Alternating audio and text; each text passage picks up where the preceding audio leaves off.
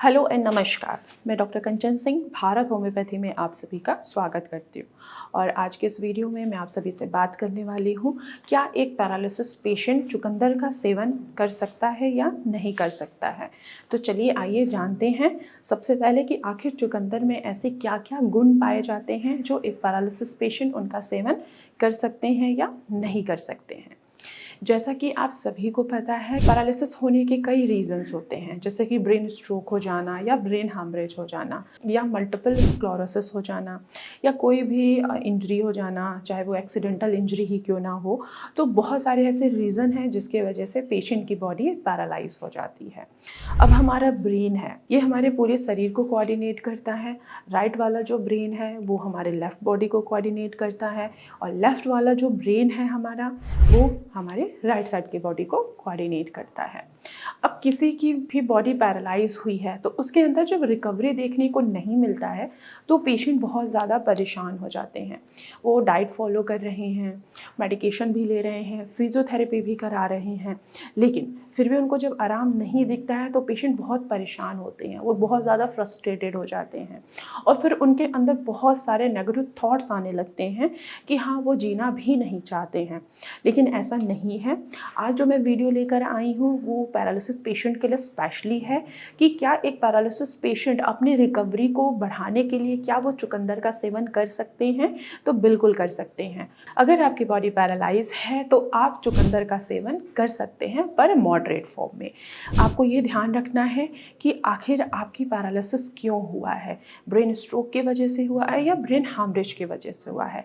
आप मेडिकेशन ले रहे हैं, आप फिजियोथेरेपी भी करा रहे हैं, फिर भी अगर आपको इम्प्रूवमेंट नहीं मिल रहा है तो रोज़ाना आप एक चुकंदर ज़रूर खाइए, आपके अंदर रिकवरी देखने को मिलेगी। क्योंकि चुकंदर में एंटीऑक्सीडेंट का गुण पाया जाता है जो आपके ब्रेन के ऊपर आए हुए ऑक्सीडेटिव स्ट्रेस को रिमूव करता है, फ्री रेडिकल्स को हटाता है और आपके अंदर रिकवरी लाता है। जो हमारे न्यूरॉन्स हैं उनकी जो न्यूरोप्लास्टिसिटी है उनको वो बढ़ाते हैं चुकंदर। तो रोज़ाना अगर आप चुकंदर का सेवन कर रहे हैं तो एक पैरालिसिस पेशेंट के लिए बहुत ही ज़्यादा बेनिफिशियल होता है। अगर आप रोज़ाना चुकंदर का सेवन करते हैं तो इससे आपका ब्लड प्रेशर कंट्रोल में होगा, क्योंकि अक्सर देखा गया है कि बीपी बढ़ने की वजह से ब्रेन स्ट्रोक आया हुआ है और तभी बॉडी पैरालाइज हुई है। तो अगर आप ब्लड प्रेशर के पेशेंट हैं या आपकी बॉडी पैरालाइज हो चुकी है तो रोज़ाना बेसिस पे आप चुकंदर का सेवन करिए, जिससे आपका जो ब्लड प्रेशर है वो कंट्रोल में रहे और दोबारा से आपकी बॉडी पैरालाइज ना हो और न्यूरोप्लास्टिसिटी जो है वो इन्हांस हो सके। तो आप रोज़ाना बेसिस पर एक चुकंदर का सेवन ज़रूर करिए, चाहे उसकी सब्जी बना के खाइए, चाहे आप स्टफ पराठे में यूज़ करिए, चाहे आप एक सैलड के रूप में ही यूज़ करिए, पर चुकंदर का सेवन ज़रूर करिए। चुकंदर में एंटी इन्फ्लेमेटरी प्रॉपर्टीज़ भी पाई जाती है जो आपके शरीर में आए हुए सूजन को और इन्फ्लेमेशन को कम करने में मदद करता है। आपने देखा होगा कि जितने भी पैरालिसिस के पेशेंट हैं उनके हाथों में बहुत ज़्यादा अकड़न आ जाता है, बहुत ज़्यादा स्टिफनेस आ जाता है, उनके हाथों में पैरों में स्वेलिंग नज़र आती है। तो अगर आप रोज़ाना बेसिस पे चुकंदर का सेवन करते हैं तो आपकी स्वेलिंग भी कम होगी, इन्फ्लेमेशन भी कम होगा और आपके शरीर में जो अकड़न आ रहा है उसमें भी आपको कमी नज़र आती दिखेगी।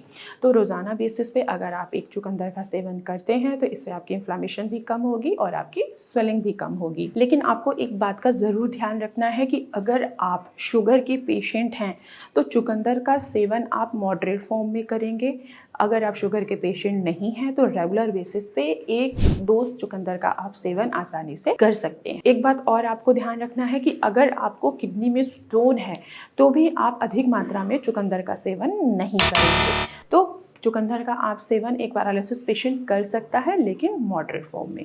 अगर उसको शुगर नहीं है तो वो आसानी से चुकंदर का सेवन कर सकते हैं। अगर उनको किडनी में स्टोन नहीं है तो भी वो चुकंदर का सेवन कर सकते हैं। लेकिन अगर आपको किडनी में स्टोन है और आप डायबिटिक भी हैं तो चुकंदर का सेवन करिए, लेकिन कम मात्रा में करिए। तो मैं आशा करती हूँ कि आप लोगों को समझ में आया होगा कि एक पैरालिसिस पेशेंट के लिए चुकंदर खाना उनके लिए कितना बेनिफिट होता है। तो आज की वीडियो में बस इतना ही। फिर मैं मिलूंगी नेक्स्ट वीडियो में, तब तक के लिए धन्यवाद।